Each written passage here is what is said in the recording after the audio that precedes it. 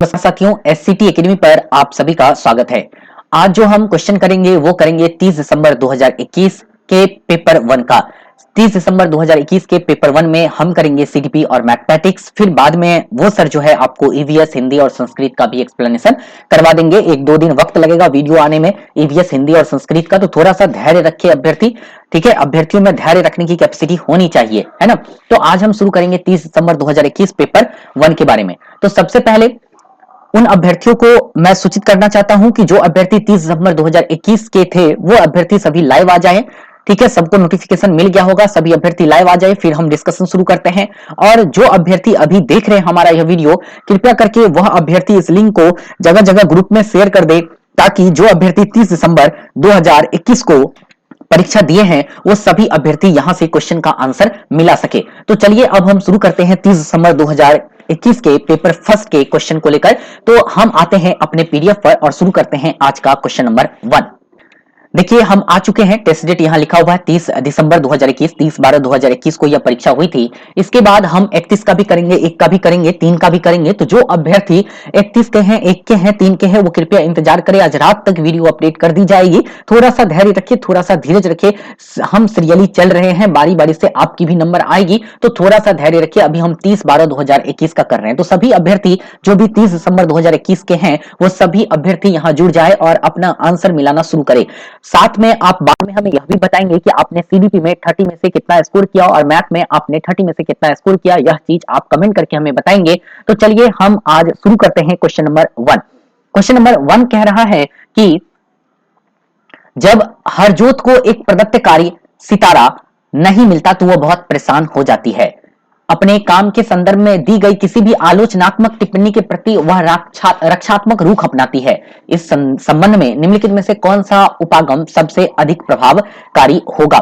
देखिए यहाँ पर प्रदत्त कार्य में सितारा, प्रदत्त कार्य मतलब होता है कि जब हरजोत असाइनमेंट करती है तो उसे स्टार नहीं मिलता है, जिसके कारण वो क्या हो जाती है, बहुत परेशान हो जाती है। तो इसका जो सही आंसर होगा वह होगा, देखिए यहां पर कह रहा है कि उसको सितारा नहीं मिलता है तो बहुत ज्यादा परेशान हो जाती है और वह इसका आलोचनात्मक टिप्पणी के प्रति रक्षात्मक रुख अपनाती है ना। तो इसके लिए क्या करना चाहिए, तो इसके लिए उसको करना चाहिए कि यह सुनिश्चित करना चाहिए कि उसे उसके किसी भी प्रदत्त कार्य में कोई सितारा या पुरस्कार न मिले जिससे उसकी आदत न पड़े। उसे सितारा लेने की आदत हो गई जिसकी वजह से वह क्या करती है, परेशान हो जाती है और रक्षात्मक रुख अपनाती है। तो एक का जो सही आंसर है वो है ऑप्शन नंबर 3। चलिए बढ़ते हैं क्वेश्चन नंबर 2 की तरफ। क्वेश्चन नंबर 2 देखिए क्या कह रहा है। क्वेश्चन नंबर 2 है, बच्चों की भाषाई विकास के लिए प्राथमिक स्तर की कक्षाओं में मुद्रित समृद्ध प्रवेश आवश्यक है। बिल्कुल सही है, भावनाओं की अधिगम में महत्वपूर्ण भूमिका है। ये दोनों कथन सही है, लेकिन जो आर है वो एक की व्याख्या नहीं करता है। तो दोनों कथन सही है लेकिन आर जो है एक की व्याख्या नहीं करता है, वो है ऑप्शन नंबर 2 में। तो सही आंसर है हमारा 2 का सही ऑप्शन हो गया ऑप्शन नंबर 2।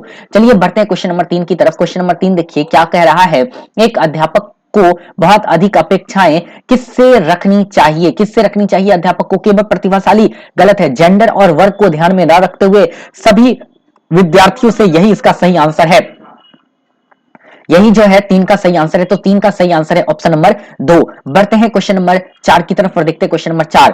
क्वेश्चन नंबर 4 है यहाँ पर कि कमल स्वयं को तर्क देता है कि यदि तनु उसे एक क्रियोन देगी तो वह उसे क्रियोन देगा ताकि उपहारों के लेन देन में क्या हो, लेन देन में समानता हो। देखिए यहाँ पर लेन देन वाली बात हो गई, मतलब म्यूचुअल एक्सचेंज की बात हो रही है। तो यहाँ पर आएगा दूसरा नंबर अवस्था और दूसरा का नाम क्या है, यांत्रिक उद्देश्य अभिनवीनीकरण। सही आंसर है 4 का ऑप्शन नंबर 4। चलिए बढ़ते हैं क्वेश्चन नंबर 5 की तरफ और देखते हैं क्वेश्चन नंबर 5। क्वेश्चन नंबर 5 है निम्नलिखित में से कौन से अध्यापक अकादमिक अधिगम समय को बढ़ाने में प्रभावशाली होंगे। समय को बढ़ाने में कौन से अध्यापक सबसे ज्यादा प्रभावशाली होंगे। तो इसका जो सही आंसर है वह होगा, देखिए यहाँ पर 1 और 4 तो आंसर होगा नहीं, आंसर या तो 2 होगा या 3 होगा। तो मेरे हिसाब से जो सही आंसर लग रहा है वह अध्यापक जो नियमित रूप से कोई एक गतिविधि करती या करता है, दूसरे की सुविधा के लिए उस गतिविधि को रोक देता है या देती है और उसे पुनः दोहराने वाली, तो ये आंसर नहीं होगा। तो सही आंसर सिर्फ और सिर्फ बचता है हमारे पास ऑप्शन नंबर 3। तो 5 का जो सही आंसर है वो है ऑप्शन नंबर 3। वह अध्यापक जो अपने विद्यार्थियों को बताती है कि उन्हें कोई गतिविधि कब तक पूरी कर लेनी है और दूसरी क्रिया में जाने के समय संगीत की धुन बजा देती है। तो 5 का ज्यादा सही आंसर होता है ऑप्शन नंबर 3। चलिए आते हैं क्वेश्चन नंबर 6 की तरफ और देखते हैं क्वेश्चन नंबर 6। क्वेश्चन नंबर 6 है, बालकों में वृद्धि और विकास में क्या शामिल है। वृद्धि और विकास में जो शामिल है वो मात्रात्मक और गुणात्मक दोनों परिवर्तन शामिल है। तो 6 का सही आंसर है ऑप्शन नंबर 4। बढ़ते हैं क्वेश्चन नंबर 7 की तरफ। क्वेश्चन नंबर 7 है, अध्यापक किस तरह से रचनात्मक चिंतन को पोषित कर सकते हैं। रचनात्मक चिंतन को पोषित करना है तो शिक्षार्थियों को समस्याओं के समाधान के लिए भिन्न भिन्न तरीके अपनाने का अवसर देना पड़ेगा। तो 7 का सही आंसर है ऑप्शन नंबर 3। चलिए बढ़ते हैं क्वेश्चन नंबर 8 की तरफ। क्वेश्चन नंबर 8 देखते हैं। क्वेश्चन नंबर 8 है कि वह शिक्षिका जो मानती है कि उसकी कक्षा का प्रत्येक छात्र अधिक अध्ययन करने में, अपनी प्रदर्शन सुधारने में सक्षम है, बच्चों की सफलता का श्रेय किसको देती है। देखिए यहां पर बच्चों की सफलता का श्रेय है, यहां पर उसकी कक्षा का प्रत्येक छात्र की बात हो रही है। यहां पर प्रत्येक छात्र अधिक अध्ययन करने में, अपनी प्रदर्शन सुधारने में सक्षम है। प्रत्येक छात्र की बात होगी तो अनुवांशिकता होगा नहीं, बच्चों की योग्यता होगा नहीं, बच्चों की प्रयत्न से होगा। तो सही आंसर है 8 का ऑप्शन नंबर 4। चलिए बढ़ते हैं क्वेश्चन नंबर 9 की तरफ और देखते हैं क्वेश्चन नंबर 9। क्वेश्चन नंबर 9 यहां पर यह है कि पियाजे के सिद्धांत पर आधारित एक रचनावादी कक्षा में बच्चे किस तरह से सीखते हैं। तो पियाजे का सिद्धांत के अनुसार बच्चे कैसे सीखेंगे, पता है बच्चे यहां पर सीखेंगे आपको, वो होगा स्वतः स्फूर्त गतिविधियों से सीखते हैं। सही आंसर है 9 का ऑप्शन नंबर 4। चलिए बढ़ते हैं क्वेश्चन नंबर 10 की तरफ और देखते हैं आज का क्वेश्चन नंबर 10। क्वेश्चन नंबर 10 है, निम्नलिखित में से कौन सा समाजीकरण की प्राथमिक संस्थाएं हैं। प्राथमिक संस्थाएं की बात है तो आपका परिवार और आपका पास पड़ोस, ये आपका एकदम प्राथमिक संस्थाएं हैं। तो सही आंसर हो गया आपका 10 का ऑप्शन नंबर कौन सा, 2। तो 10 का सही आंसर है ऑप्शन नंबर 2। चलिए बढ़ते हैं क्वेश्चन नंबर 11 की तरफ। क्वेश्चन नंबर 11 कह रहा है, सामान्य कक्षा में विशेष आवश्यकता वाले बच्चों को शामिल करने का उद्देश्य प्राप्त करने के लिए अध्यापक को क्या करना चाहिए। बालक विशेष के मजबूत पक्ष, रुचियों और आवश्यकताओं की पहचान करना, एकदम सही है। व्यक्तिगत भिन्नताओं का निरादर करना, यह बात गलत है। अधिगम को सहज बनाने के लिए आकलन युक्तियों का अनुकूलन करना, एकदम सही है। प्रत्येक के लिए व्यक्तिगत शिक्षा नियोजना बनाना, यह भी एकदम सही है। तो सही आंसर हो गया 1, उसके बाद हो गया 3, उसके बाद हो गया 4। तो 1 3 4 ऑप्शन नंबर 1 में ही है, इसलिए हमारा जो सही आंसर है वो है 11 का ऑप्शन नंबर 1। चलिए बढ़ते हैं क्वेश्चन नंबर 12 की तरफ। क्वेश्चन नंबर 12 है, हार्वर्ड गार्डनर के बहुबुद्धि सिद्धांत के अनुसार यदि किसी व्यक्ति में दूसरों के अभिप्राय, भावनाएं के व्यवहार की समझने की योग्यता है, तो दूसरों का समझ रहा है तो इसको हम लोग कहते हैं अंतर्वैयक्तिक। लेकिन अंतर्वैयक्तिक तो ऑप्शन में है नहीं, तो इसमें आप कौन सा आंसर टिक करेंगे। सामाजिक बुद्धि तो होती नहीं है, इन्होंने तो बताया नहीं, अब अनुभव जन्य बताया नहीं, व्यक्तिगत बुद्धिमत्ता बताया नहीं। तो इसका जो आंसर है ना वो आ जाएगा अंतःवैयक्तिक, क्योंकि ऑप्शन मिल नहीं रहा है तो उसके करीबी आंसर तो टिक करना पड़ेगा। अगर आप सोचेंगे कि इसके लिए बोनस अंक मिलेगा तो बोनस अंक मिलेगा ही नहीं। हार्वर्ड गार्डनर व्यक्तिगत बुद्धिमत्ता, सामाजिक बुद्धिमत्ता और अनुभव जन्य बुद्धिमत्ता के बारे में बिल्कुल नहीं बताया, इसलिए ये तीनों आंसर होगा नहीं। तो जो अंतर व्यक्तिक के करीब होगा उसे आंसर टिक करेंगे। तो 12 का जो करीब आंसर होगा वो होगा 4। वैसे सटीक आंसर इसका अंतर व्यक्तिक के होना चाहिए। ठीक है, चलिए 12 का सही आंसर है ऑप्शन नंबर 4। क्वेश्चन नंबर 13 आते हैं। क्वेश्चन नंबर 13 देखते हैं। क्वेश्चन 13 है, पीटर कहता है मैं असफल हूं क्योंकि मैं मूर्ख हूं और इसका मतलब है कि मैं हमेशा असफल रहूंगा। यह कथन क्या दर्शाता है। देखिए, मैं असफल हूं क्योंकि मैं क्या हूं, मूर्ख हूं, यह क्या दर्शा रहा है। और यह भी सोच रहा है कि मैं हमेशा असफल हो जाऊंगा। इसका क्या मतलब हुआ, इसका मतलब हुआ कि स्वतः यथार्थता, स्वतः यथार्थता। सही आंसर होगा 13 का ऑप्शन नंबर 1। सही आंसर ऑप्शन नंबर 1। चलिए क्वेश्चन नंबर 14 देखते हैं। क्वेश्चन नंबर 14 है, प्रकाश, ध्वनि, स्पर्श और अन्य सामग्रिक जानकारी के प्रति अति संवेदनशीलता, संचारण में शाब्दिक क्षीणता और अशाब्दिक होना, नित्य कर्मियों पर अन्य व्यक्तियों की अति निर्भरता और दूसरे की नजर चुराना किन व्यक्तियों का प्राथमिक लक्षण होगा। तो यह होगा स्वलीन स्पेक्ट्रम का। तो सही आंसर होगा 14 का कौन सा, 2 है ना। सही आंसर है 14 का 2। ठीक है, आगे बढ़ते हैं। चलिए आगे देखते हैं। ठीक है, एक नहीं होगा आंसर। चलिए आते हैं क्वेश्चन नंबर हम 15 की तरफ और देखते हैं क्वेश्चन नंबर 15। क्वेश्चन नंबर 15 है, 15 नंबर कह रहा है यहाँ पर अभिकथन, विद्यार्थियों को अर्थ ग्रहण करने में अपनी स्वाभाविक रुचियों को पोषित करने के लिए अवसर मिलने चाहिए, जैसे कि तरह तरह की वस्तुओं का उपयोग करना, प्रयोग एवं निरीक्षण करना, मानस मंथन और चर्चाएं। एकदम सही है, एक जो अभिकथन ए है वो सही है। और इसका कारण देखिए, अधिगम की प्रकृति क्रियाशील और सामाजिक है, एकदम दोनों सही है। और आर ए की व्याख्या भी कर रहा है। तो सही आंसर है ऑप्शन नंबर कौन सा, 2। ए और आर दोनों सही है और आर सही व्याख्या करता है किसका, ए का। चलिए आते हैं क्वेश्चन नंबर 16 की तरफ। क्वेश्चन नंबर 16 है, एक बालिका कूदना सीखने से पहले चलना और उछलना सीखती है, यह विकास के किस सिद्धांत की ओर दर्शाता है। देखिए, यह विकास की ओर किस सिद्धांत की तरफ दर्शाता है। तो इसका जो सही आंसर होगा वह होगा, देखिए इसका जो सही आंसर है ऑप्शन नंबर 4, विकास पूर्व अनुमानित प्रतिमानों का अनुकरण करता है। क्योंकि पहले हम क्या करेंगे, पहले हम पूरे बाजू का इस्तेमाल करना सीखेंगे, तभी हम कलाई और फिंगर का इस्तेमाल करना सीखेंगे। ये विकास कहलाता है, विकास पूर्व अनुमानित प्रतिमानों का अनुकरण करता है। तो 16 का जो सही आंसर है वो है ऑप्शन नंबर 4। चलिए क्वेश्चन नंबर 17 देखते हैं। क्वेश्चन नंबर 17 है, लेव वाइगोस्की के संज्ञानात्मक विकास का सिद्धांत किससे संबंधित है। तो इसका जो सही आंसर है, डायरेक्ट सीधा सा आंसर है, हमने क्लासरूम में भी आपको पढ़ाया था। सही आंसर है 17 का ऑप्शन नंबर 1, बढ़ते क्वेश्चन नंबर 18 की तरफ और देखते क्वेश्चन नंबर 18। देखिए क्वेश्चन नंबर 18 क्या कह रहा है, राष्ट्रीय शिक्षा नीति के अनुसार डाइस का प्रयोग डाइस को प्रोत्साहित करने के लिए किया जाना चाहिए। तो यहां पर जो सही आंसर है वह होगा अनुभव जनित अधिगम समोच्चलात्मक चिंतन।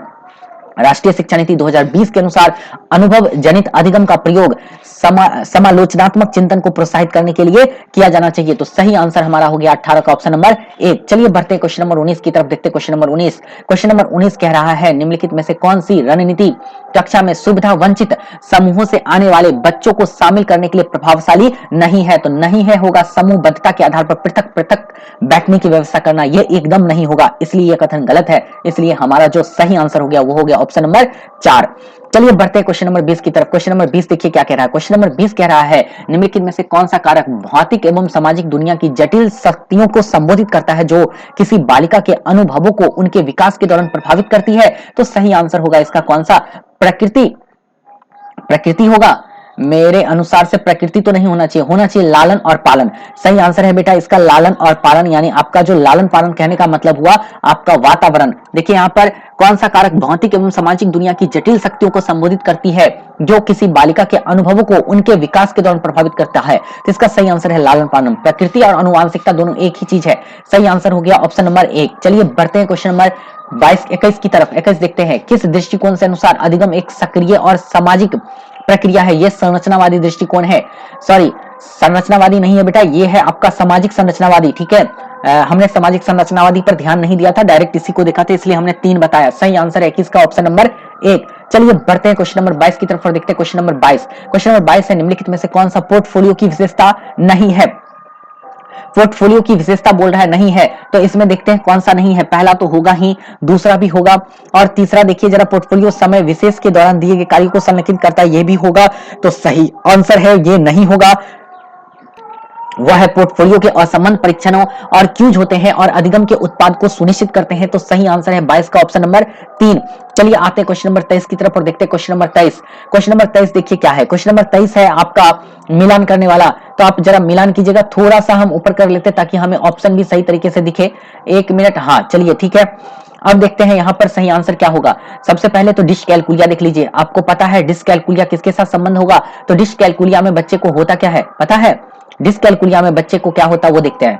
लेकिन डिस्प्रैक्सिया में तो पता चल गया हमें, संतुलन और सूक्ष्म गत्यात्मक नियंत्रण, इस समय क्या होती है कठिनाई होती है। डिस्कैलकुलिया में गणितीय संबंधित संक्रिया को समस्या का सामना करना पड़ता है। तो इसका सही आंसर यही हो गया। अब हम देखते हैं डिस्ग्राफिया में बच्चे को लिखने संबंधी समस्या है और डिस्पेसिया में बच्चे को भाषा संबंधी समस्या है। तो यहाँ पर जो सही आंसर होगा वह होगा 1 का 4। 1 का 4 यहाँ है, 2 का होगा 1, तो 2 का 1 देखना पड़ेगा बेटा, यहाँ पर 2 का हमें 1 देखना पड़ेगा। हम थोड़ा सा नीचे आते देखते हैं। चलिए 1 का 4 और 2 का 1 देखिए किस में है, 1 का 4 2 का 1 इसी ऑप्शन में है। तो सही आंसर हमारे पास जो जा रहा है वो जा रहा है ऑप्शन किसको, ऑप्शन जा रहा है 4 को। ठीक है, ऑप्शन 4 इसका सही आंसर है। 1 4 बी 1 सी 3 और डी का 2। चलिए हो गया क्लियर। आगे बढ़ते हैं हम लोग, आगे आते हैं क्वेश्चन नंबर किसकी तरफ, क्वेश्चन नंबर 25 की तरफ। क्वेश्चन नंबर 25 है यहाँ पर कि बच्चा पहले पहेली के एक बच्चा मैं पहेली के पहले, 1 मिनट बेटा, क्वेश्चन क्या कह रहा है वो देखिए। बच्चा मैं पहेली के इस हिस्से को पूरा नहीं कर पा रहा हूं। अध्यापक यहाँ कौन सा टुकड़ा आना चाहिए क्योंकि ये बिल्ली के पैर हैं। बच्चा पंजे। अध्यापक सही, कौन सा टुकड़ा पंजे जैसा दिखता है। बच्चा यह वाला। उपयुक्त बातचीत में सामाजिक अंतःक्रिया की किस विशेषता पर प्रकाश डाला जाता है। तो बच्चा ये तो आपका होना चाहिए कौन सा, पार यानी स्कैफोल्डिंग। तो सही आंसर है 25 का ऑप्शन नंबर 1। चलिए आते हैं बढ़ते हैं क्वेश्चन नंबर 26 की तरफ और देखते हैं क्वेश्चन नंबर 26। विद्यार्थियों के अधिगम में उन्नति होने की संभावना कब है। संभावना कब है, अध्ययन सामग्री को संकल्पनात्मक ढांचे में सुव्यवस्थित किया जाए तभी जाकर संभावना होगी। ठीक है, तो सही आंसर मेरे अनुसार से ये होना चाहिए 2 और यही इसका सही आंसर है। चलिए इसके बाद हम आगे बढ़ते हैं 27 की तरफ और देखते हैं क्वेश्चन नंबर 27। क्वेश्चन नंबर 27 है समस्या समाधान का किस क्रम को अपनाना सही रहेगा। तो सबसे पहले तो आप समस्या की पहचान करेंगे ना, पहचान करेंगे, फिर परिकल्पना बनाएंगे, फिर परिकल्पना का परीक्षण करेंगे और आंकड़ों का संग्रहण करेंगे। मेरे अनुसार से इसका सही आंसर होगा सबसे पहला नंबर ऑप्शन, तो 27 का ऑप्शन 1 आता है। समस्या की पहचान सबसे पहली होनी चाहिए तभी जाके आप परिकल्पना बना सकते हैं। चलिए अब हम आते हैं क्वेश्चन नंबर 28 की तरफ और देखते हैं क्वेश्चन नंबर 28। क्वेश्चन नंबर 28 है कि जब कोई विद्यार्थी परीक्षा में असफल होती है तो इसका अर्थ क्या है? इसका अर्थ हुआ हमारा सिस्टम फेल हो गया। तो 28 का सही आंसर है ऑप्शन नंबर 1। चलिए बढ़ते हैं क्वेश्चन नंबर 29 की तरफ और देखते हैं क्वेश्चन नंबर 29। क्वेश्चन नंबर 29 है, एक 6 वर्षीय बालिका सोचती है कि लंबे गिलास में छोटे और चौड़े बर्तन से अधिक पानी आता है। यद्यपि उनकी आंखों के सामने ही पानी एक बर्तन से दूसरे बर्तन में पलटा गया। पियाजे के अनुसार बालिका की यह सोच किस योग्यता की कमी को दर्शाता है? यह जो है इसकी कमी जो है वह जो इसकी कमी है ना, वह इसका है अकेंद्रीयता की कमी। तो सही आंसर होगा वो होगा ऑप्शन नंबर 2। तो 29 का सही आंसर जाता है ऑप्शन नंबर 2 की तरफ। देखते हैं क्वेश्चन नंबर 30 की तरफ। क्वेश्चन नंबर 30 है, संज्ञानात्मक विकास के किस चरण में बच्चा एक दूसरे के साथ खेल संबंधी विचार साझा करते हैं और इस समझ की संकेत वस्तु को दर्शाते हैं, सुदृढ़ करते हैं, लेकिन संरक्षण करने में असक्षम होते हैं। संरक्षण असक्षम है तो इसका मतलब क्या है? पूर्व संक्रियात्मक अवस्था होगा। तो 30 का सही आंसर है ऑप्शन नंबर कौन सा? 2। चलिए हमारा जो है सीडीपी का 30 क्वेश्चन हो चुका है। अब हम चलेंगे मैथ की तरफ और देखेंगे मैथ में, ठीक है। तो सबसे पहले मैथ आने से पहले आपको कमेंट करके बताना होगा कि आपने बाल विकास एवं शिक्षण शास्त्र में जो अभी हम डिस्कशन कर रहे हैं उसमें आपके कितने अंक आए हैं। अभी जो डिस्कशन चल रहा है वो चल रहा है आपका 30 दिसंबर 2021 का।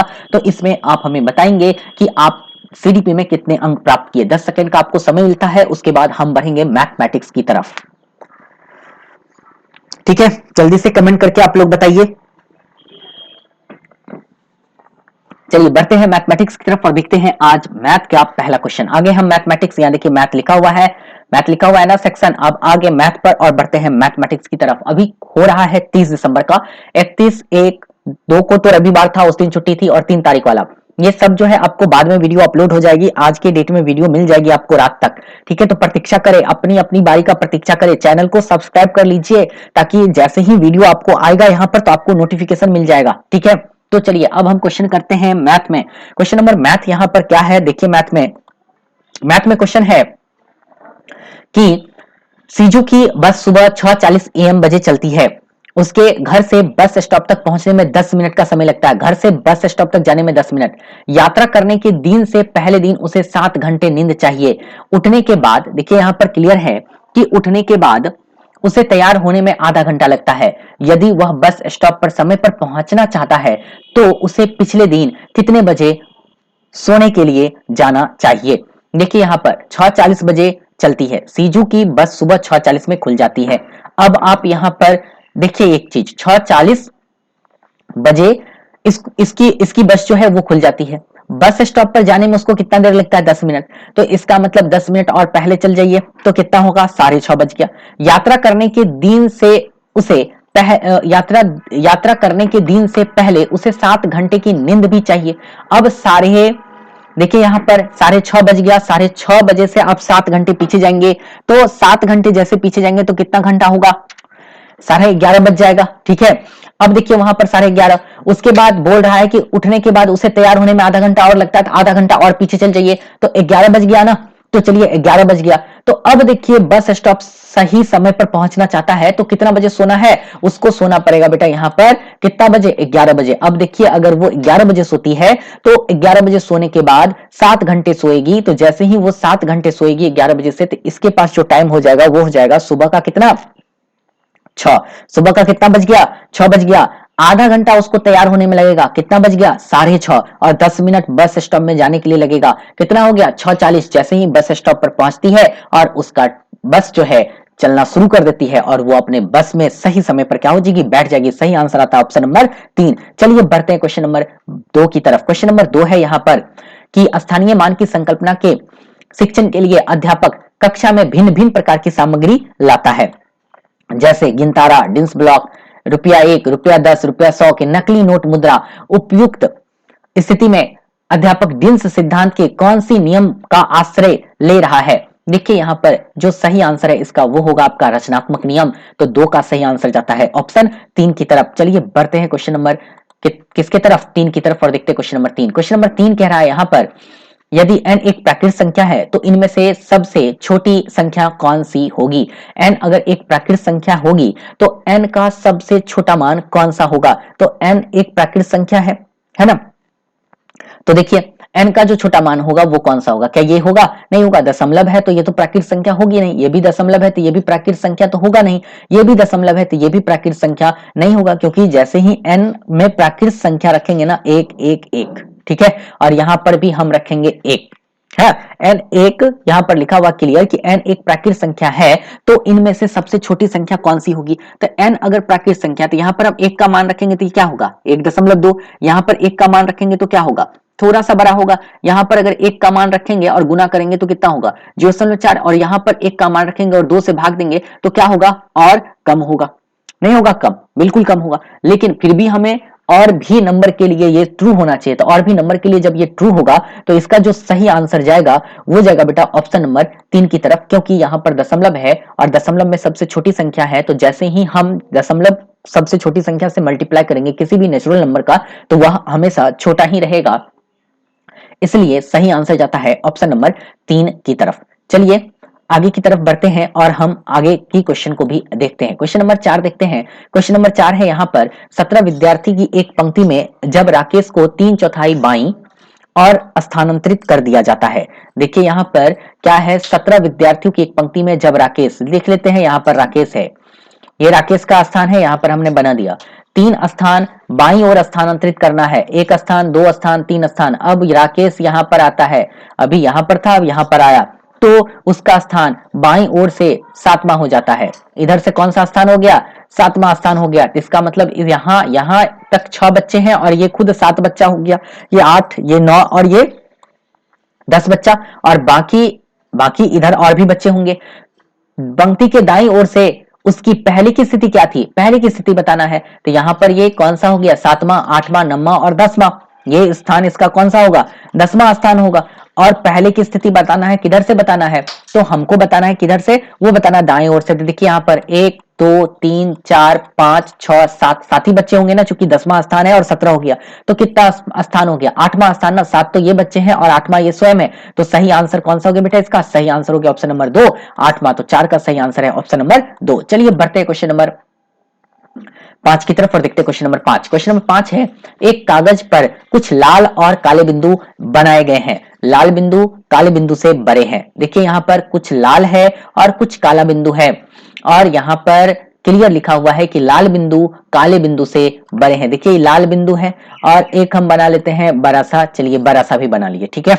ये बोल रहा है कि एक कागज पर जो है हम क्या करते हैं, कुछ लाल और काले बिंदु बनाते हैं, लाल बिंदु काले बिंदु से बड़े हैं। जया और रानी उस कागज पर चूड़ियां फेंक रहे हैं, चूड़ी के अंदर एक लाल बिंदु आने पर 10 अंक और काला बिंदु आने पर 1 अंक मिलता है। यहाँ पर एक बात क्लियर है कि रेड जब आता है, 1 मिनट बेटा, रेड जब आता है ना, तो यहाँ पर लिखा हुआ है कि लाल बिंदु आने पर 10 अंक मिलता है, और काला यानी काला मतलब ब्लैक, ब्लैक में अगर जाती है तो उसे 1 ही अंक मिल रहा है। जिसके पास ज्यादा अंक आएंगे वह विजेता होगा। जया की चूड़ी में 3 लाल, जया को देखिए, चलिए जया को घेर लेते हैं, यहाँ पर याद रखना है जया का नाम, ठीक है, यहां से ही क्वेश्चन आपका सॉल्व होगा। देखिए जया की चूड़ी में 3 लाल है, 3 रेड कर दिए, और 4 काले बिंदु है, प्लस 4 कितना है, इसके पास ब्लैक हो गया। और रानी की चूड़ी में, अब हम आते हैं रानी की तरफ, चलिए रानी आगे, रानी का क्या बोल रहा है, रानी की चूड़ी में 2 लाल, तो चलिए 2 रेड हो गया, और प्लस का कितना है 12, कितना ब्लैक है। तो विजेता को पहचानिए कौन सा विजेता होगा। ये कितना हो गया 30 प्लस का 4 कितना 34। ये देखिए 20 और प्लस का 12 कितना 32। तो जया विजेता है ना। तो यहां पर सही आंसर कौन सा होगा? जया, क्योंकि उसे रानी से कितना अंक मिला, ज्यादा अंक मिल रहा है, तो सही आंसर मिलता है बेटा वह है ऑप्शन नंबर कौन सा 3। तो 5 का सही आंसर है ऑप्शन नंबर 3। चलिए बढ़ते हैं क्वेश्चन नंबर 6 की तरफ और देखते हैं क्वेश्चन नंबर 6। क्वेश्चन नंबर 6 है, कक्षा 1 और 2 में एनसीएफ 2005 के दृष्टिकोण से गणित के शिक्षण और अधिगम के लिए निम्नलिखित में से कौन सा विकल्प सही है? सही की बात बोला जा रहा है यहाँ पर, तो सही आंसर है वो है आपको ऑप्शन नंबर 3, गणित को अन्य विषयों जैसे भाषा, कला, पर्यावरण अध्ययन आदि के साथ समाकलित किया जाना चाहिए। हमने चैप्टर 1 में अच्छे तरीके से पढ़ाया था, गणित को अंतर विषयक के रूप में पढ़ाना इसे ही कहते हैं। तो 6 का सही आंसर है ऑप्शन नंबर 3। चलिए आते हैं क्वेश्चन नंबर 7 की तरफ और देखते हैं क्वेश्चन नंबर 7। क्वेश्चन नंबर 7 देखिए क्या कह रहा है, क्वेश्चन नंबर 7 कह रहा है आपका कि सुश्री श्रेया एक प्राथमिक कक्षा की गणित अध्यापिका अपने विद्यार्थियों को 2 अंकों वाली संख्याओं का योग पढ़ाने के लिए विविध विधियों का उपयोग करती है। इस तरीके का उपयोग कर रही है पढ़ाने के लिए। तो कर क्या रही है? वो कर रही है, वो अपने छात्रों को गणित में प्रश्नों को हल करने के लिए विविध उपागमों को प्रस्तुत कर रही है। तो सही आंसर है 7 का ऑप्शन नंबर 2। ठीक है, क्लियर हो गया। चलिए आते हैं, बढ़ते हैं क्वेश्चन नंबर 8 की तरफ और देखते हैं क्वेश्चन नंबर 8। क्वेश्चन नंबर 8 देखिए, पैटर्न पर आधारित सवाल है। हमने पैटर्न पर आधारित सवाल भी आपको ऑनलाइन ऑफलाइन दोनों क्लास में बताया था। निम्नलिखित पैटर्न को पढ़िए। 9 गुने 9 प्लस का 7 तो 8 8 लिखा। 9 8 गुने 9 प्लस का 6 तो 3 बार 8 लिखा। 9 8 7 गुने 9 प्लस का 5 बराबर कहाँ लिखा?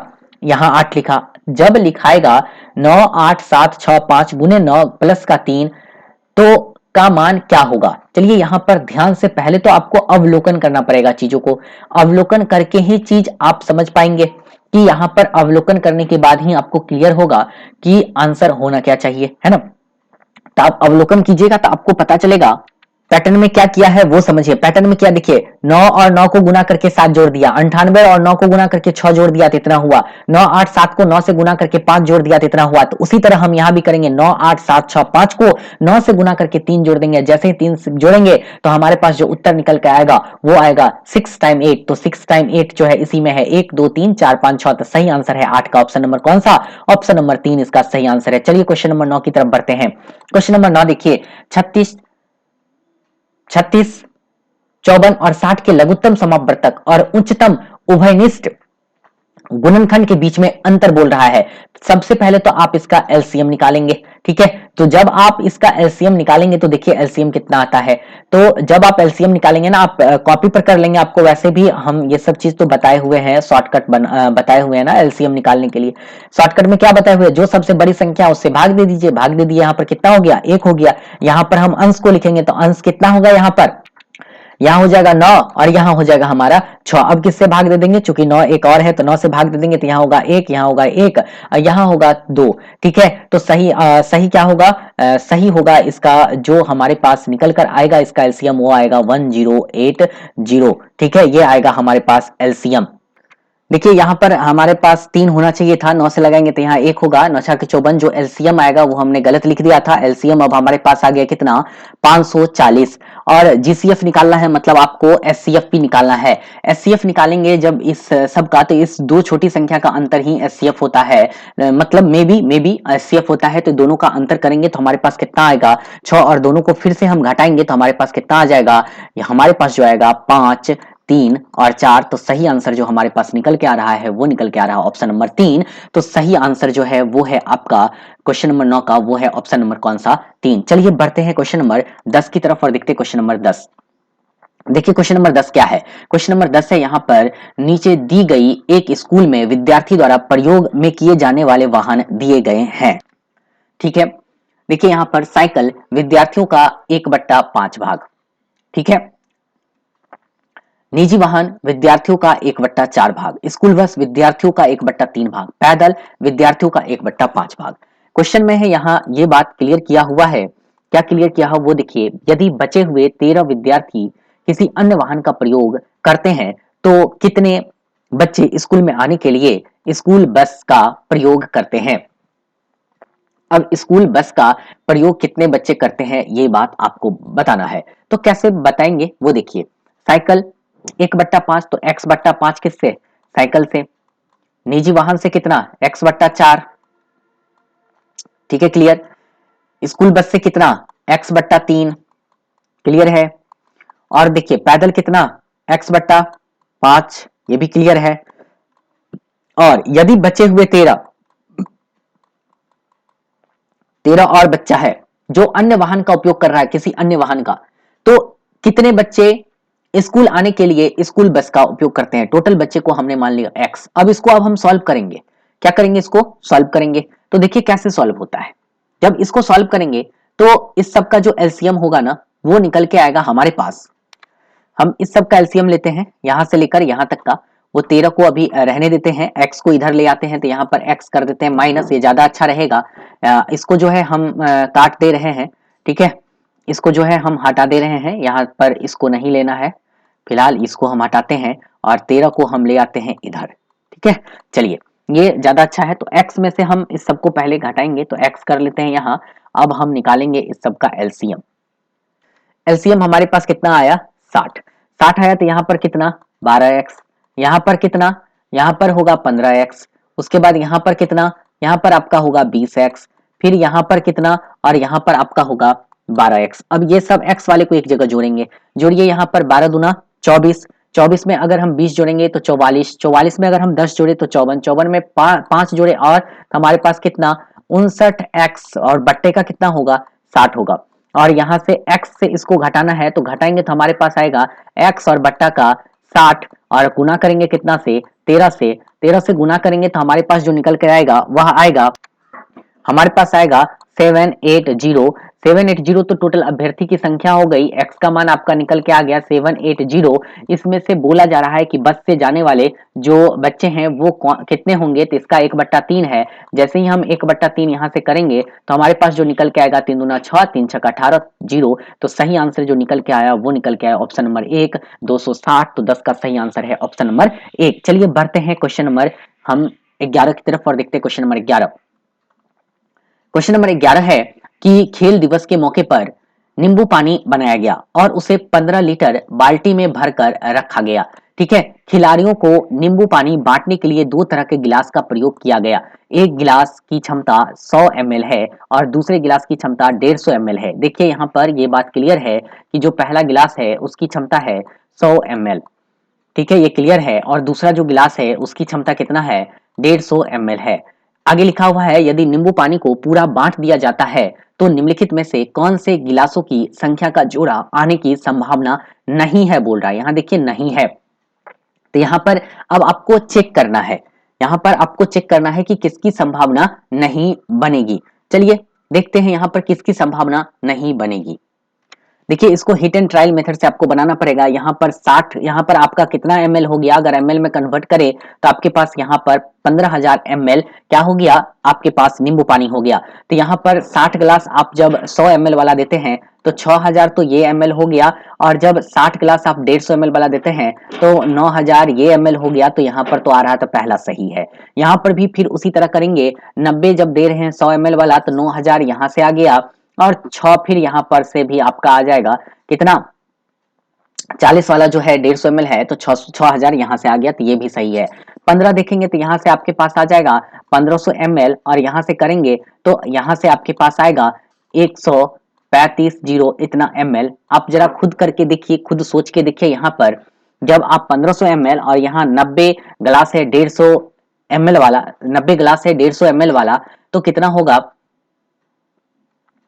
यहाँ पर ज्यादा हो गया, काफी ज्यादा हो गया, 13500 हो गया। तो सही आंसर जो हमारा निकल के आया वो निकल के आया ऑप्शन नंबर 3।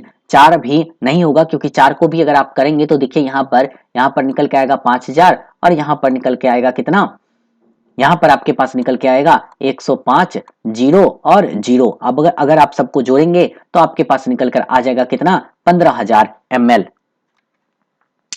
देखिए इसका जो सही आंसर है ना, वो आंसर अब जाएगा आपको, देखिए यहाँ पर चौथा ही सही आंसर है, क्योंकि यहाँ पर जब आप करेंगे ना तो यहाँ पर दोनों को जोड़ने के बाद आपके पास आ जाएगा कितना, यहाँ पर भी आ जाएगा कितना, 15,000 ml। लेकिन इस वाले में आपका 15,000 ml नहीं आएगा, तो सही आंसर है 11 का, वो है आपका ऑप्शन नंबर 4। ठीक है, ये हमने ध्यान नहीं दिया इसलिए आपको यहाँ पर थोड़ा मिस्टेक हो गई, लेकिन सही आंसर है 11 का ऑप्शन नंबर 4। चलिए आते हैं क्वेश्चन नंबर 12 की तरफ और देखते हैं क्वेश्चन नंबर 12। क्वेश्चन नंबर 12 कह रहा है कि 4 वर्ग इकाई के कागज के एक कोने में एक वर्ग इकाई का टुकड़ा काटकर अलग अलग किया जाता है। देखिए यहाँ पर 4 वर्ग इकाई के कागज के एक कोने से, 4 वर्ग इकाई का क्या मतलब हुआ कि इसका क्षेत्रफल दे रखा है। ठीक है, एक एरिया है जिसका क्षेत्रफल कितना दे रखा है यहाँ पर, और एक वर्ग इकाई का टुकड़ा यहाँ पर से उसका एरिया काट के क्या करता है, हटा देता है। चलिए यहाँ से हटा दिया गया। दिए गए संदर्भ में कौन सा कथन सही है, क्षेत्रफल में कोई बदलाव नहीं होगा, ये बात गलत है। क्षेत्रफल में बदलाव होगा, क्योंकि जैसे ही काट के हटाएंगे बदलाव होगा। बचे हुए कागज का परिमाप वास्तविक कागज के परिमाप से अधिक होगा। जी हाँ, अधिक होगा, क्योंकि ये 2 कोना हटा है यहाँ से यहाँ, और यहाँ पर जो कोना है ये और ये, देखिए यहाँ पर ये भी दो कोना यहाँ भी आता है, सिर्फ दो कोना हटा है, यहाँ भी दो कोना एक्स्ट्रा के रूप में जुड़ता है। ये देखेंगे परिमाप में कोई बदलाव नहीं है। बचे हुए कागज का क्षेत्रफल वास्तविक कागज के क्षेत्रफल से अधिक है। बचे हुए कागज का क्षेत्रफल वास्तविक कागज के क्षेत्रफल से अधिक है। ये ज्यादा सटीक आंसर है। बचे हुए कागज का जो क्षेत्रफल है वो वास्तविक कागज के क्षेत्रफल से क्या है, अधिक है, इसलिए जो सही आंसर है वो है ऑप्शन नंबर 4। चलिए बढ़ते हैं क्वेश्चन नंबर 13 की तरफ और देखते हैं क्वेश्चन नंबर 13 है प्रतिशतता की अवधारणा पढ़ाते हुए कक्षा में विषय त्योहारों के मौसम में बिक्री और छूट पर विचार विमर्श प्रारंभ किया। कक्षा में इस प्रकार की चर्चा क्या है, छात्रों को कक्षागत गणित की बाहरी दुनिया के गणित में संबंध बनाने में मदद मिलती है, जिससे उनकी संकल्पनात्मक समझ में बढ़ोतरी होती है। 13 का सही आंसर है ऑप्शन नंबर 1। चलिए आते हैं क्वेश्चन नंबर 14 की तरफ। क्वेश्चन नंबर 14 देखिए क्या है, छात्रों की आंकड़ों का संग्रहण की समझ के आकलन के लिए सर्वाधिक उपयुक्त रचनात्मक कार्य कौन सा होगा। आंकड़ों की संग्रहण की बात हो रही है, तो आंकड़ों का संग्रहण की बात है, तो इसका जो सही आंसर है वो होगा भूमिका अभिनय। तो सही आंसर है ऑप्शन नंबर 4। चलिए बढ़ते हैं क्वेश्चन नंबर 15 की तरफ और देखते हैं क्वेश्चन नंबर 15। क्वेश्चन नंबर 15 है, ज्यामिति को गणित का एक महत्वपूर्ण क्षेत्र माना गया है। प्राथमिक गणित का यह एक अभिन्न भाग होना चाहिए, ऐसा इसलिए क्योंकि। इसका देखिए अगर सही आंसर देखें तो इसका सही आंसर है ज्यामिति के अनुभव दैनिक जीवन के अधिगम और गणितीय विचारों एवं अवधारणाओं के अधिगम और दृश्यकरण में सहायता करते हैं। तो सही आंसर है 15 का ऑप्शन नंबर 3। 15 का सही आंसर कौन सा हो गया, ऑप्शन नंबर 3। चलिए बढ़ते हैं क्वेश्चन नंबर 16 की तरफ और देखते हैं क्वेश्चन नंबर 16। क्वेश्चन नंबर 16 देखिए क्या है, क्वेश्चन नंबर 16 है, मिसबा ने एक वर्गाकार कागज के टुकड़े को 10 क्षैतिज रेखाएं बनाकर 10 बराबर भागों में बांट देती है। देखिए एक वर्गाकार टुकड़ा है, इसको 10 क्षैतिज रेखा बनाकर 10 बराबर भागों में बांट दिया।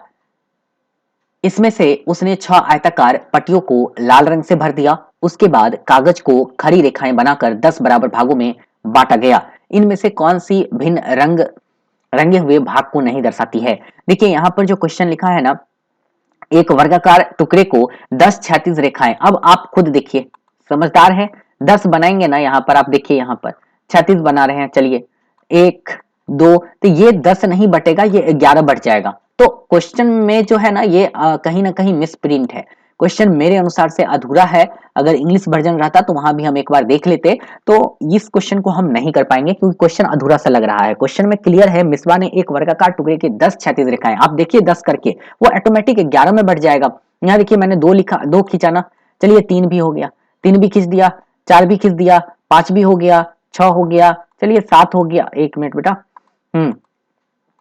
7 हो गया, 8 हो गया, 9 हो गया, और एक और कर ले, चलिए 10 हो गया, 10 खींच दिया। अब देखिए आपको 11 मिलेगा, गिन दे, 1 हो गया, 2 हो गया, 3 हो गया, 4 हो गया, 5 हो गया, 6 हो गया, 7 8 9 10 और 11। तो इस जब 11 हो गया ना, तो यहाँ पर क्या बोल रहा है, 10 क्षैतिज रेखा बनाकर 10 बराबर भागों में बांट दिया है। तो 10 बराबर भाग में तो बटेगा ही नहीं, क्षैतिज रेखा जैसे ही खींचेंगे तो वह हमारा बट के हो जाएगा 11 बराबर भाग। इसलिए मेरे अनुसार से ये क्वेश्चन है अधूरा, हम इस क्वेश्चन को अभी नहीं करेंगे, ठीक है, ऑफिशियल आंसर की का इंतजार करेंगे। इस क्वेश्चन को हम हटाते हैं और चलते हैं क्वेश्चन नंबर, कौन सा क्वेश्चन नंबर चलते हैं हम 17 की तरफ और देखते हैं क्वेश्चन नंबर 17। आते हैं क्वेश्चन नंबर 17। क्वेश्चन नंबर 17 है, इनमें से कौन सी गतिविधि एक शिक्षिका कक्षा 2 के बच्चों को एक अंकीय संख्याओं के वैकलन पढ़ाने के लिए उपयोग कर सकती है। तो सही आंसर है ऑप्शन नंबर 3, 6 बिंदु बनाना और उनमें से 2 बिंदुओं पर गोला बना देना, फिर बच्चों के बचे हुए बिंदुओं को गिनने के लिए कहना, यही गतिविधि समान प्रकार के उदाहरण को दोहराएगी। तो सही आंसर होगा 17 का ऑप्शन नंबर 3। कौन सा सही है, 3। चलिए आते हैं क्वेश्चन नंबर, बढ़ते हैं 18 की तरफ और देखते हैं क्वेश्चन नंबर 18। अपर्णा के पास एक कागज है जिस पर निम्न प्रकार के अंक लिखे हुए हैं, 7 1 5, ठीक है, 15 12 2 18 33 42। यह एक वास्तविक पासा फेंकती है और कागज पर उन संख्याओं में रंग भरती है जो पासे पर आई संख्या की गुणज है, ठीक है। यदि वह संख्या 1 2 5 7 को नहीं रंगती तो पासे पर आए अंक को पहचानिए। 1 3 5 7 को नहीं रंग रही है। अब देखिए यहाँ पर क्वेश्चन क्या कह रहा है, क्वेश्चन पहले क्लियर समझिए। अपर्णा के पास एक कागज है जिस पर निम्न संख्या क्या है, अंकित किए गए, निम्न संख्या से अंक लिखे गए हैं। वह एक वास्तविक पासा फेंकती है। वास्तविक पासा कहने का मतलब जिस पर एक तरह का पासा है ना, वो फेंक रही है और कागज पर उन संख्याओं से रंग भरती है, और कागज पर उन संख्याओं में रंग भरती है। कागज पर जैसे ही पासा फेंकती है तो उन संख्या पर क्या करती है, रंग भरती है, जो पासे पर आई संख्या के गुणज है। पासे पर आई संख्या का क्या है, गुणज है। ठीक है, देखिए यहां पर ये 1 को, 2 को, 5 को और 7 को नहीं रंग रही है, तो इसका मतलब क्या हुआ कि उसके पासा में 1 आया, ठीक है, नहीं आया होगा तभी ना वो है, ये चीज नहीं रंग रही है। यहाँ पर तो क्लियर लिखा हुआ है कि कागज पर उन संख्या में रंग भरती है जो पासे पर आई संख्या के गुणज है। पासे पर अगर 1 आया तो वो सब में रंग भर देगी, 2 आया तो 2 वाला जो गुणज है उसमें रंग भरेगी, जैसे 2 में, 42 में, है ना, 18 में इसमें रंग भरेगी, 12 में, 3 आया तो 3 आया तो इस सब में रंग भरेगी, 15 में, 18 में, 42 में। ठीक है, लेकिन ये सब में रंग नहीं भरती है। लेकिन 1 आएगा, 2 आएगा तो इस सब में भी रंग भरा जाएगा, 3 में इस सब में रंग नहीं भराएगा, 4 आएगा तो क्या इस सब में रंग भराएगा, जरा देखिए, 4 आएगा तो इस सब में भी रंग नहीं भराएगा, 5 आएगा तो रंग भरा जाएगा, और 6 आएगा तब भी इस 2 में रंग भरा जाएगा। तो सही आंसर सिर्फ 3 है जिसमें रंग नहीं भराएगा। तो सही ऑप्शन जाता है 18 का, ऑप्शन नंबर कौन सा, 2 की तरफ, ऑप्शन नंबर 2, 3 इसका सही आंसर है 18 का, ऑप्शन नंबर 2। चलिए बढ़ते हैं क्वेश्चन नंबर 2, 5, 7 संख्या में द्विआधारी प्रस्तुतिकरण में कितने अंक होंगे। द्विआधारी प्रस्तुतिकरण करेंगे तो इसका कितना अंक आएगा, तो हम चेक करते हैं। 1 मिनट बेटा, यहाँ पर हम द्विआधारी प्रस्तुतिकरण में कितना अंक होगा तो चेक तो करना पड़ेगा। द्विआधारी मतलब बाइनरी संख्या में कन्वर्ट करना है, तो यहाँ पर हम कन्वर्ट करेंगे किससे, किससे डिवाइड कर दें, इसको हम डिवाइड करेंगे 2 से डिवाइड करेंगे, तो 2 से डिवाइड करेंगे तो हमारे पास आएगा 2, 2 दूना 4 और 2 अट्ठे 16, यहाँ पर आएगा 1। फिर 2 से डिवाइड करेंगे तो यहाँ पर आएगा 2 और 2 चौके कितना 8, यहाँ पर आएगा 0। फिर 2 से डिवाइड करेंगे इसको तो हमारे पास आएगा 32, ठीक है, यहाँ पर कितना 0। फिर 2 से डिवाइड करेंगे तो हमारे पास आएगा कितना 16 और यहाँ पर कितना 0। फिर 2 से अगर हम डिवाइड करेंगे यहाँ पर तो हमारे पास कितना आएगा 8 और यहाँ पर कितना 0। फिर यहाँ हम अगर 2 से डिवाइड करेंगे 8 को तो हमारे पास जो आएगा यहाँ पर 0 और यहाँ पर 4। 2 से डिवाइड करेंगे फिर 0, फिर यहाँ पर 2 और 2 से डिवाइड करेंगे फिर यहाँ पर 1 और यहाँ पर 0। 1 2 3 4 5 6 7 8 9, टोटल संख्या कितना है 9। देखिए 1 2 3 4 5 6 7 8 9, टोटल 9 संख्या है। तो 2 5 7 संख्या के आधारित प्रस्तुतिकरण में कितने अंक होंगे, तो 9 अंक होगा। 1 2 3 4 5 6 7 8 9, ठीक है। तो सही आंसर जो जाता है वो जाता है ऑप्शन नंबर 4 की तरफ। तो 19 का सही आंसर है ऑप्शन नंबर 4, ठीक है। क्लियर हो गया, कोई दिक्कत नहीं है ना। चलिए आगे की तरफ बढ़ते हैं, आगे की तरफ बढ़े। चलिए बढ़ते हैं, क्वेश्चन नंबर आते हैं 20 की तरफ और देखते हैं क्वेश्चन नंबर 20। क्वेश्चन नंबर 20 है यहाँ पर कि प्राथमिक स्तर पर छात्रों को गणितीय क्रियाकलापों में व्यस्त रखना बहुत तरीकों से सहायक हो सकता है, जैसे कि छात्रों को कई अमूर्त अमूर्त अवधारणाओं का अन्वेषण करने और परिकलन, एक मिनट बेटा, हाँ, करने और परिकलन रणनीतियों को सीखने के अवसर प्रदान करता है, ठीक है। चलिए दूसरा है समय सारणी में दिए गए खाली कॉलम्सों का उपयोग करने में सहायता करता है। तो बोल रहा है यहाँ पर कौन सा सही विकल्प है, तो ये तो गलत हो गया।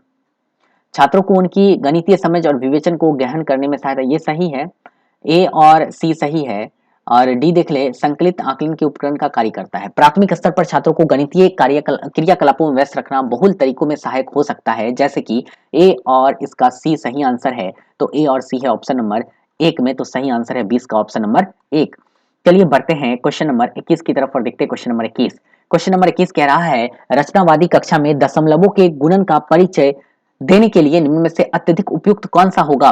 तो सही होगा दशमलव को प्रदर्शित करने के लिए ग्राफ या ग्रिड पेपर का उपयोग करना और उसके बाद दशमलव के गुणन का परिचय देना। तो 21 का सही आंसर है ऑप्शन नंबर कौन सा, 2। चलिए बढ़ते हैं क्वेश्चन नंबर 22 की तरफ और देखते हैं क्वेश्चन नंबर 22। क्वेश्चन नंबर 22 है कि अरीबा और अयान ने जमीन पर एक वृत्त बनाने के लिए कीलो और धागे का उपयोग करने का फैसला किया। अरीबा ने 5 मीटर लंबी एक पतली रस्सी ली और रस्सी के दोनों सिरों पर कीलो को बांध दिया, ठीक है। अरीबा ने वृत्त का एक छोर जमीन में गाड़ा और उसे पकड़े रही और दूसरी छोर अयान को वृत्त बनाने के लिए दिया।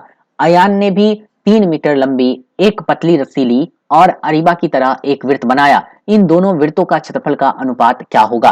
देखिए यहाँ पर ये 5 मीटर लंबी रस्सी ले रही है ना, तो एक वृत्त चलिए बना लिए, 1 मिनट सॉरी, वृत्त बना देते हैं ना, हाँ चलिए वृत्त बना लिए एक, और एक मिनट बेटा, सही से वृत्त नहीं बना, चलिए वृत्त बन गया, और एक छोटा भी वृत्त हम बना लेते हैं।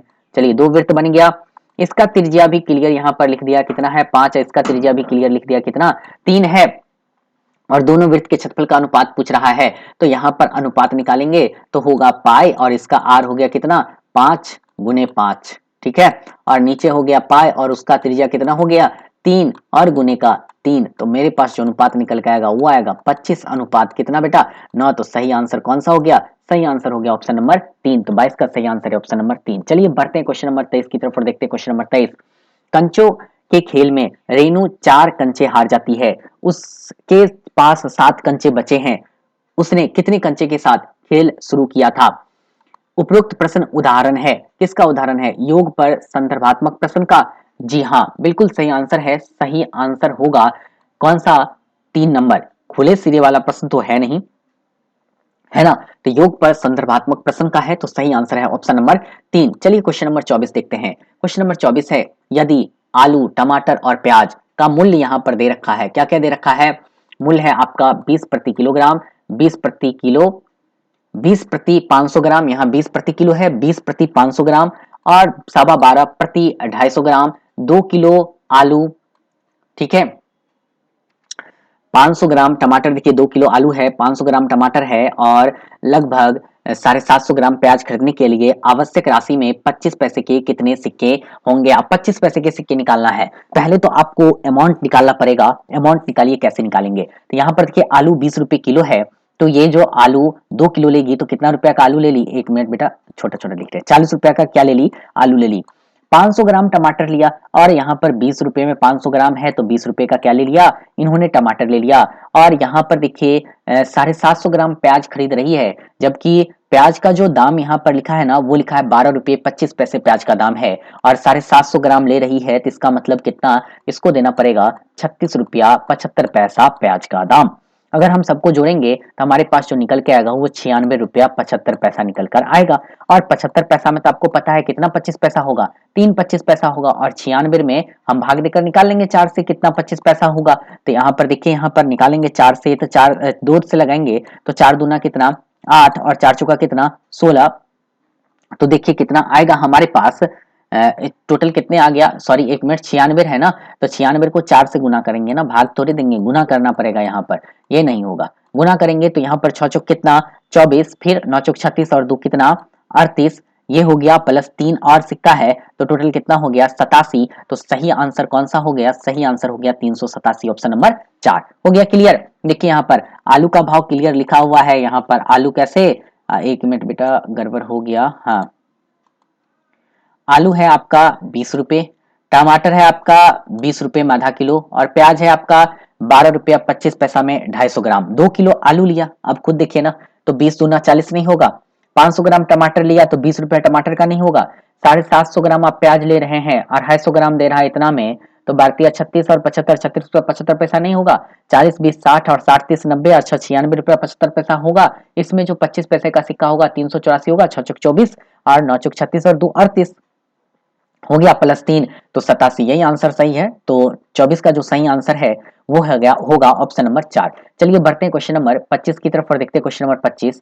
बच्चों के गणितीय चिंतन के आकलन के लिए निम्न प्रश्नों में से कौन सा अत्यंत उपयुक्त है, उपयुक्त है वाला पूछ रहा है ना, तो इतना को गुना करके मानक गलत है।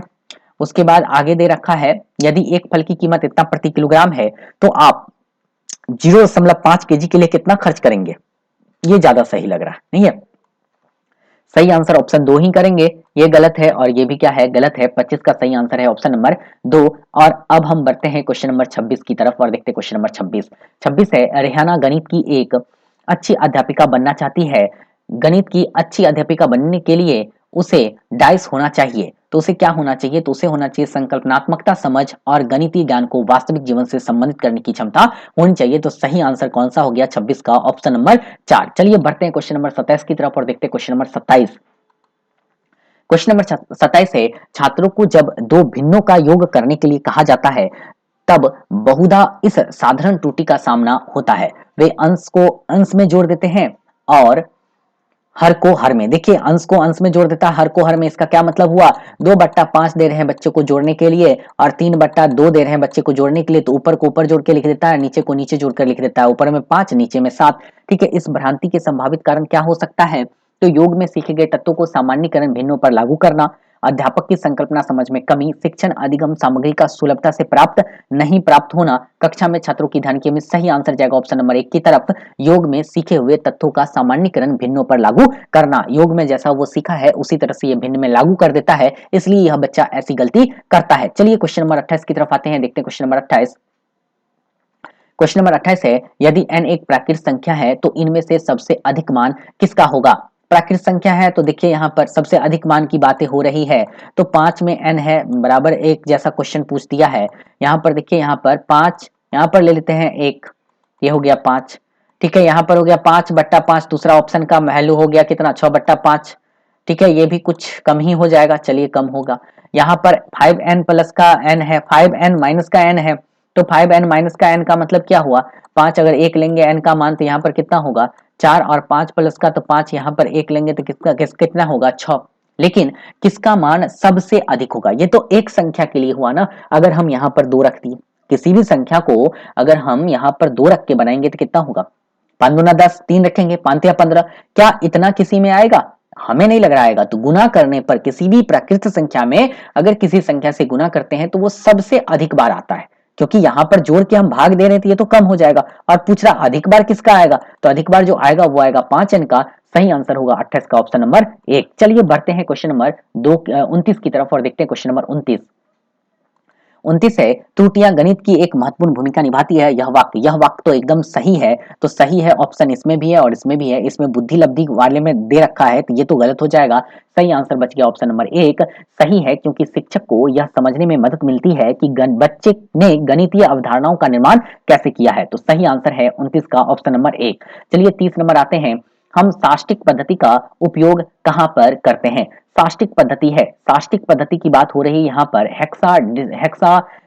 हेक्सा सिस्टम का बोल रहा है। तो आंकड़ों के प्रमाणीकरण या परिमारण के लिए, दूरी और फुट और गज मापने के लिए, हिंदी अरबी संख्या को लिखने के लिए और कोनों को मापने के लिए। देखिए साष्टिक पद्धति की अगर बात हो तो मेरे हिसाब से जो इसका आंसर होगा साष्टिक पद्धति का, वह होगा, इसका जो सही आंसर है वह होगा आपका, वह है बेटा यहाँ पर ऑप्शन नंबर 4। कौन सा सही आंसर है, ऑप्शन नंबर 4 इसका सही आंसर है। कोनों को मापने के लिए, कोनों को मापने के लिए कुछ पद्धति का इस्तेमाल करते हैं, उसे हम लोग साष्टिक पद्धति करते हैं। और कोनों को मापने के लिए जो पद्धति है वो है साष्टिक पद्धति है। उसके बाद फ्रेंच पद्धति भी आता है जिसको हम लोग शतांशक पद्धति कहते हैं, और एक वृत्तीय पद्धति है। साष्टिक पद्धति को हम इंग्लिश में सेक्साजेसिमल कहते हैं, और शतांशक पद्धति को हम लोग फ्रेंच सिस्टम कहते हैं, और वृत्तीय पद्धति को हम लोग सर्कुलर सिस्टम कहते हैं। तो सही आंसर है 30 का, वो है ऑप्शन नंबर 4। उम्मीद करते हैं आपको यह वीडियो पसंद आया होगा, और हमने गणित का भी 30 क्वेश्चन का एक्सप्लेनेशन कर दिया। हिंदी का, ईवीएस का, संस्कृत का भी एक्सप्लेनेशन पीछे से आ रहा है। धीरे धीरे करके 1-2 3 दिन में आपको जो है वीडियो मिल जाएगी, आज के डेट का, जो आज अभी आप 30 दिसंबर वाला कर रहे हैं उसका। ठीक है, तो हमारा यह खत्म हुआ, और अब आप कमेंट करके बताएंगे कि आप हिंदी में आप गणित में कितने अंक लाए। तो गणित में कितने अंक प्राप्त किए, इसे आप कमेंट के माध्यम से कमेंट कीजिए और हमें बताइए कि आप गणित में कितने अंक लाए। उम्मीद करते हैं आपको यह वीडियो काफी पसंद आया होगा। दोस्तों के बीच शेयर जरूर कर दीजिए, ताकि सभी अभ्यर्थी जिनका एग्जाम 30 दिसंबर को हुआ था या हुआ है, वो अभ्यर्थी कम से कम इसका उत्तर मिलान कर सकेंगे। ठीक है, तो तब तक के लिए उम्मीद करते हैं आप लोग काफी अच्छे होंगे, सुरक्षित होंगे, परिवार के साथ खुश भी होंगे। ठीक है बेटा, ठीक है, आपका बहुत बहुत धन्यवाद।